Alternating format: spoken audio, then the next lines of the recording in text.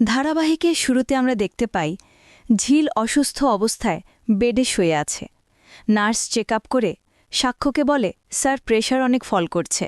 তখন সাক্ষ্য বলে, ঠিক আছে তুমি যাও, আমি দেখছি। এদিকে মিনু কান্না করছিল। তখন মিলি বলে, মা তুমি এভাবে কান্না করছো কেন? তুমি কান্না করলে কি বোন সুস্থ হয়ে যাবে? বোনের মাথায় তো একটা বড় টিউমার হয়েছিল, সেটা তুমি দেখেছ। আর এই অপারেশনটা না করলে বোন ভালো হতো না। এখন তো অপারেশন হয়ে গেছে, এখন আর কান্না করে কি হবে? এখন শুধু ঠাকুরের কাছে প্রার্থনা করো যেন বোন তাড়াতাড়ি সুস্থ হয়ে ওঠে, আমরা বোনকে বাড়িতে নিয়ে যেতে পারি। পরবর্তীতে মিনুর এমন কান্নাকাটি দেখে সাক্ষ্য বলে, আপনারা এভাবে এখানে বসে কান্নাকাটি করতে পারেন না, এতে কিন্তু পেশেন্টের ক্ষতি হতে পারে। তাছাড়া আপনারা তো নিজেরাই দেখছেন পেশেন্টের প্রেশার বারবার ওঠানামা করছে। আপনারা প্লিজ কান্নাকাটি করবেন না এভাবে, নাহলে আমি কিন্তু আপনাদের এখান থেকে বের করে দিতে বাধ্য হব। পরক্ষণে মিনু বলে, আমি ওর মা, আমাকে বের করে দেবে মানে? আমি মানছি তোমাদের নার্সিংহোমে আমার মেয়েটা অনেক ভালো সেবা যত্ন পেয়ে তুমি অপারেশন করছো, তার জন্য আমরা অনেক কৃতজ্ঞ, কিন্তু আমি আমার মেয়ের কাছে থাকব। এদিকে ঝিল কথা বলার একটু আওয়াজ করতেই মিনু ছুটে যায় আর বলে, মা তোর খুব কষ্ট হচ্ছে তাই না? দেখ মা, তোর সাথেই আছে। ডাক্তার বলেছে তুই সুস্থ হলে আমরা কালকে তোকে বাড়ি নিয়ে যেতে পারবো। তুই আমার সাথে বাড়িতে ফিরে যাবি মা। কিছুক্ষণ পরে সেখানে চৈতি এসে যায় আর সাক্ষ্যকে ডেকে বলে, ৬ নম্বর কেবিনের পেশেন্ট তো তোর ছিল তাই না?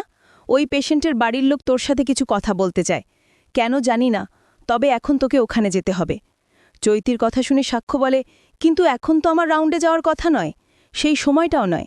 যেহেতু আমি একজন ডাক্তার, তাই সবার কেবিনে সবার সাথে সবসময় কথা বলাটাও তো আমার জন্য নয়। তাছাড়া তুই কেন আমাকে এখানে বলতে এসেছিস? তুই অন্য কাউকে পাঠিয়ে দিবি। পরক্ষণে চৈতি বলে, তুই এই কেবিনে এই পেশেন্টের এতটা মনিটরিং করছিস, এটা কিন্তু অন্য কেবিনের পেশেন্ট সেটা মেনে নেবে না। তখন সাক্ষ্য বলে, তুইও তো একজন ডক্টর, আরে ঝিলের প্রেশার বারবার ওঠানামা করছে, এখন আমার এখানে থাকা খুবই জরুরি। আমার মনে হয় এই বিষয়টা তোর বোঝা দরকার। আমি এখন এখান থেকে কোথাও যেতে পারবো না, আমার এখানেই থাকতে হবে। তাছাড়া তুই হঠাৎ এখানে আসতে গেলি কেন? পরবর্তীতে চৈতি বলে, আমি এখানে ঝিলকে দেখতে এসেছি। এটা বলেই চৈতি ঝিলকে দেখে বলে, তুমি এখন কেমন আছো? কি অবস্থা তোমার? তখন ঝিল চোখ খুলে তাকাতেই চৈতি বলে, সাক্ষ্য দেখ কি বড় বড় চোখ করে ড্যাব করে তাকিয়ে আছে। এদিকে নার্স এসে বলে, ম্যাম প্রেশার বারবার ওঠানামা করছে, কন্ডিশন তেমন একটা ভালো নেই। পরক্ষণে চৈতি বলে, সেটা আমি তো তোমাকে জিজ্ঞেস করিনি, তুমি চুপ থাকো। নার্সের সাথে খারাপ ব্যবহার করা দেখে সাক্ষ্য বলে, তুই ওনার সাথে খারাপ ব্যবহার করতে পারিস না। ঝিলের যত মনিটরিং ওই নার্স করছে, তাই সমস্ত বিষয়টা ওই নার্সই জানে, সেই জন্যই তোকে বলতে এসেছিল। কিছুক্ষণ পরে সেখানে সাক্ষ্যর মা চলে আসে এবং চৈতিকে বলে, আন্টি তুমি এখানে আসবে, আমাকে আগে বলবে না? তাহলে দুজন একসাথে বের হতাম। সাক্ষ্যর মা বলে, আসলে আমি তখন বুঝতে পারিনি যে সময় পাব, পরে সময় পাওয়াতে আমি দেখতে আসলাম। আসলে মেয়েটার অনেক বড় একটা অপারেশন হয়েছে, ভাবলাম একটু দেখে আসি। অপরদিকে মিনু বলে, বড় বৌদি তুমি জানো আমার মেয়েটা কতটা কষ্টের মধ্য দিয়ে যাচ্ছে? মেয়েটার প্রেশার বারবার ওঠানামা করছে, শরীরের অবস্থা তেমন খুব ভালো নয়। তখন সাক্ষর মা বলে, তোমরা যে এখানে থাকতে পারছো, বিনা চিকিৎসা করতে পারছো, এটা তো তোমাদের অস্বস্তি লাগার কথা। তবে যাই হোক, ঝিল তুই কেমন আছিস? তখন ঝিল বলে, আমি ভালো আছি বড় মামি। ভালো থাকার কথা শুনে সাক্ষর মা বলে, ভালো যেহেতু আছো, তাহলে সুস্থ হবার পর নিজের মায়ের কাছে নিজের বাড়িতে ফিরে যেও। আমার মনে হয় এখন নিজের মায়ের কাছে যত্ন পেলে তুমি সুস্থ হয়ে যাবে।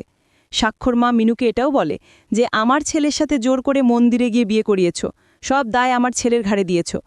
মায়ের কথা শুনে সাক্ষ্য বলে, সব জায়গায় সব কথা বলতে নেই, তুমি এভাবে কেন কথা বলছো মা?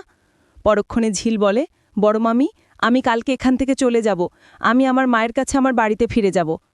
পরবর্তীতে সেখানে সাক্ষর বাবা চলে আসে এবং ঝিলকে বলে, তোর এত বড় একটা অপারেশন হয়ে গেল, কিন্তু আমি থাকতে পারলাম না। তবে যাই হোক মা, এখন কেমন আছিস তুই? কেমন লাগছে এখন? সাক্ষর বাবা সাক্ষর মাকে এটাও বলে যে, এবার ঝিল বাড়িতে গেলে তুমি টানা 7 দিন সেবা যত্ন করে একদম খাড়া করে তুলতে পারবে, তুমি যেভাবে সবাইকে যত্নআত্তি করো না। স্বামীর কথা শুনে সাক্ষর মা বলে, তুমি এসব কি বলছো?